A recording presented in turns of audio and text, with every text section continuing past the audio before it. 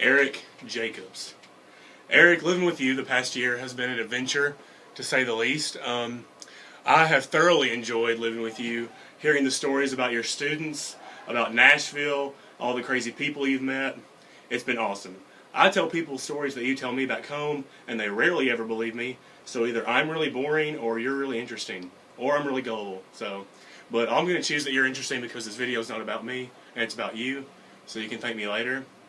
One of the best memories that I have of Eric is the way he sleep talks.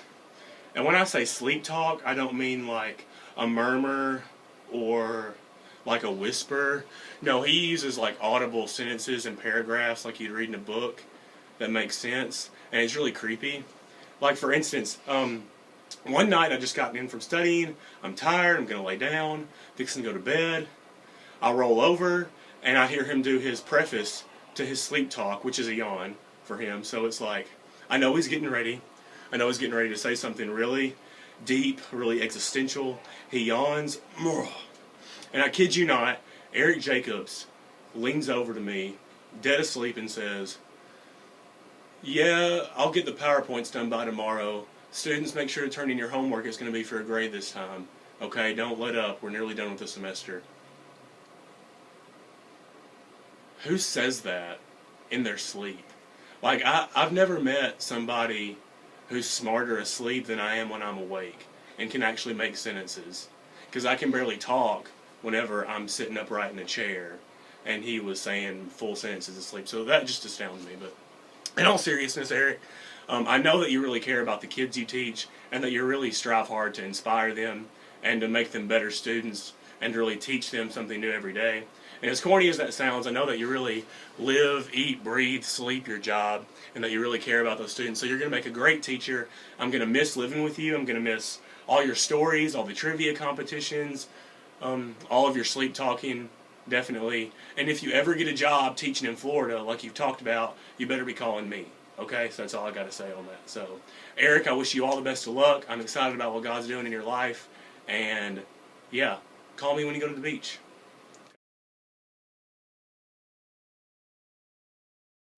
Andrew Jordan. Oh, what to say about Andrew Jordan.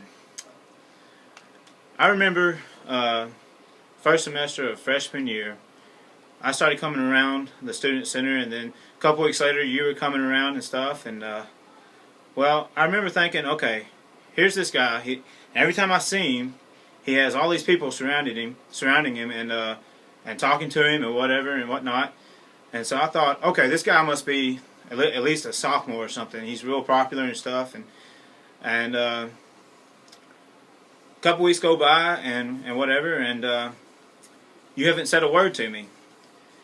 And now they can go both ways, but I thought, well, he's an upperclassman, so he should come and talk to me first.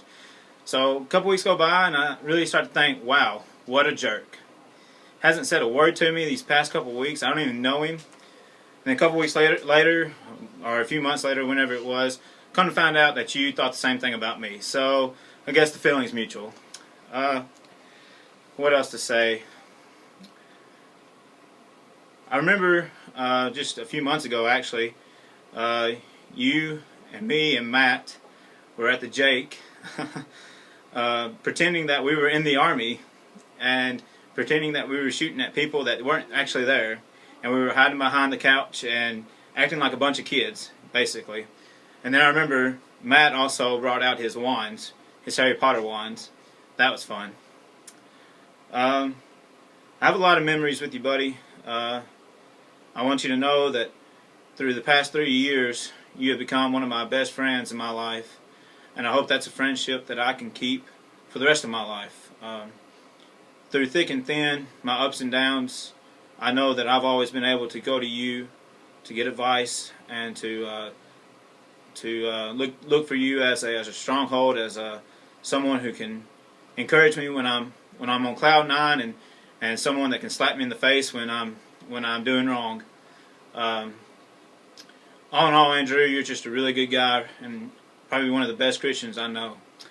And I hope you do well at vet school. Actually, I know you'll do well because you're a smart guy. and whenever you have something set in mind, you're bound and determined to do it. And that's the kind of person you are. And I'm glad I've got to meet you, buddy, and I'm glad that I've got to be your roommate and become one of your best friends. And I want you to know that I'm always here for you, anytime, any place. And I love you, buddy, and I hope to see you around.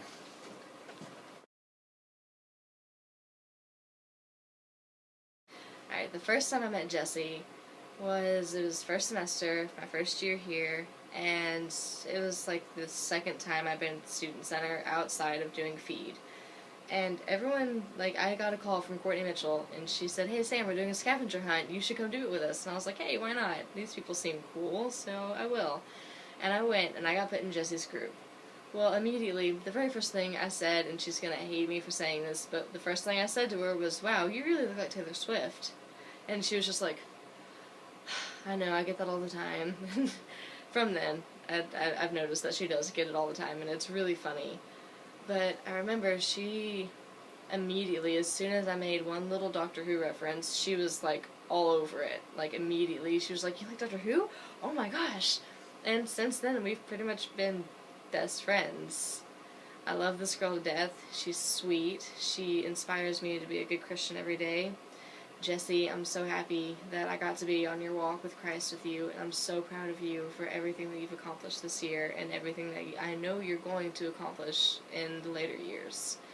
But thank you for being the first girl here to really accept me and to really befriend me and to stick with me and all my craziness. Thank you for being there for me when I really needed somebody, every time, no matter what. And thank you for allowing me to be there for you when you needed me. Thank you for everything you've taught me this year. Thank you for giving me courage when I needed it. Thank you for teaching me how to be weird in situations and really not care who else is looking. Thank you for being my Pinterest pal. And I'm just going to miss you so, so much next year. I love you like crazy. You are definitely like a sister to me. And call me if you ever need anything. Just ever. And I just wish you the best of luck with everything that you're going to do later on in your life. And I can't wait to hang out with you this summer. And I love you. So, see you around, honey.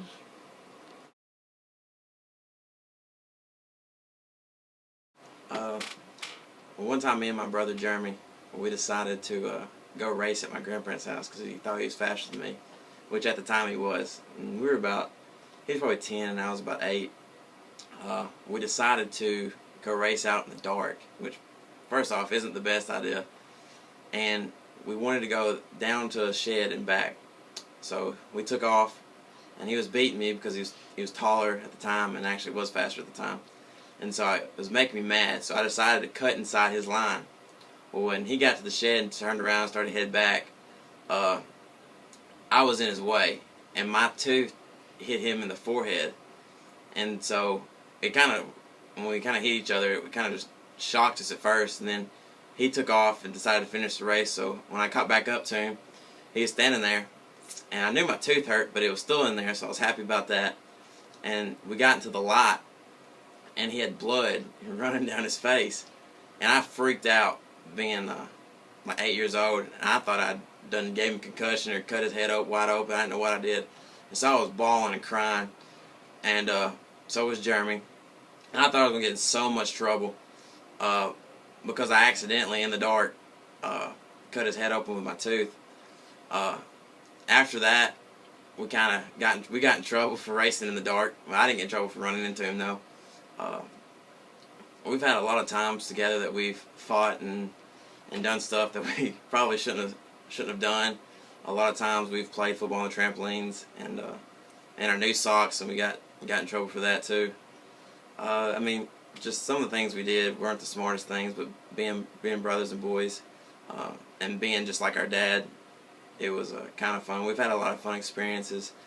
It was great coming to school up here with him. It helped me to realize how much I did miss him when I was at Mississippi State, even though I'll never admit this to him to his face. It was it's always great having an older brother, and I get to see that he was always there for me, even though I didn't realize it at some point. So him graduating is going to be a different thing. He's going to go out in the real world and get his job, and I hope he has the best success that he deserves. He deserves a lot of success. I hope he gets everything he wants in life, and I hope him and Caitlin are very happy. I'm going to miss you at school, and I love you even though I don't tell you. So, I really appreciate everything you've done for me.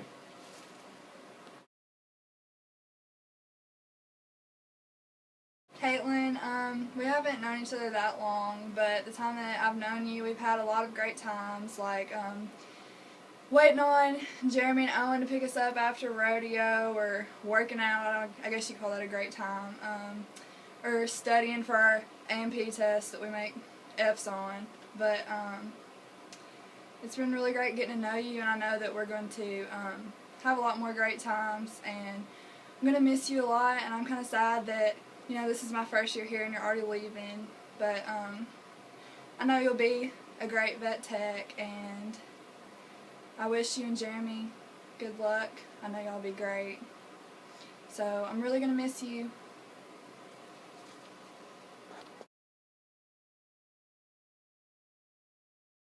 So, Eli, I remember the first time I met you, the first time I really spent time with you, rather. You probably don't remember it, though, because you were unconscious. But it was that night that you busted your head open, and that was a long night.